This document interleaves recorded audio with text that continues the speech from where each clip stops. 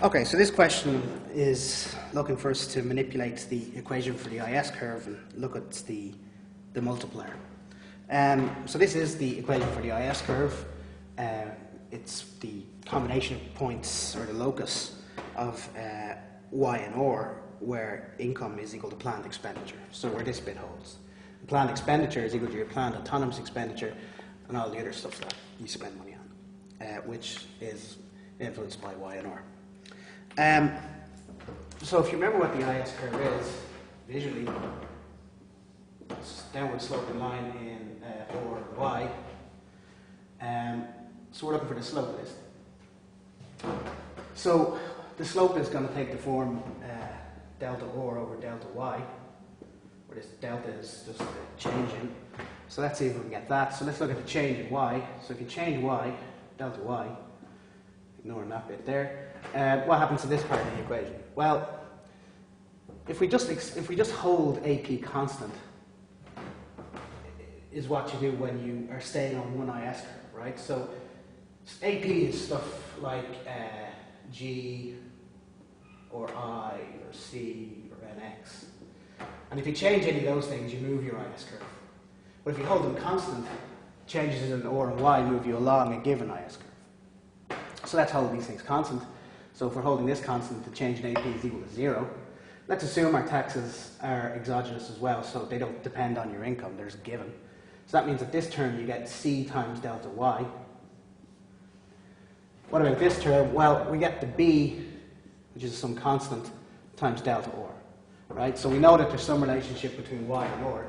In other words, when you move from this Y to this Y, you move from this R to this R. So R is going to change with Y. Let's take our delta Y's to one side, and we get delta Y times 1 minus C. Yeah, and that's equal to B times delta R. I already told you we're looking for this. Let's take our R's to one side and our constants back over. We get delta R over delta Y is equal to 1 minus C, all divided by B. Okay, so the question is asking us what's going to happen to this thing, the slope of the IS curve, and the multiplier, when the marginal propensity to save declines. Well, what is the marginal propensity to save? Well, the MPS is equal to 1 minus the MPC. So out of every extra unit of income, you can either consume it or save it, and the two have to sum to 1.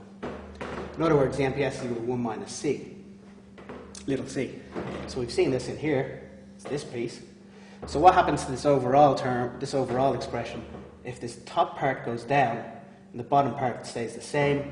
When you're dividing a thing that stayed the same the same size into a thing that's gotten smaller, so the overall fraction has to go down, right? So the slope becomes smaller. In other words, you get a flatter IS curve. So I know something like that, say. Okay, so this implies the IS gets flatter. So that's part of the question. The other part is what happens to the multiplier. Well, the multiplier, let's call it M for convenience, is equal to 1 over 1 minus the MPC. So again, or 1 over the MPS. So this is getting smaller. 1 is obviously staying the same because it's a constant, which means the overall fraction is getting bigger, right? You're dividing something that's smaller into something that's still the same size, so you get a bigger outcome. So the correct answer there is going to be A. So you get a flatter IS curve just by working through the algebra of the slope of the IS curve, and you get a bigger multiplier.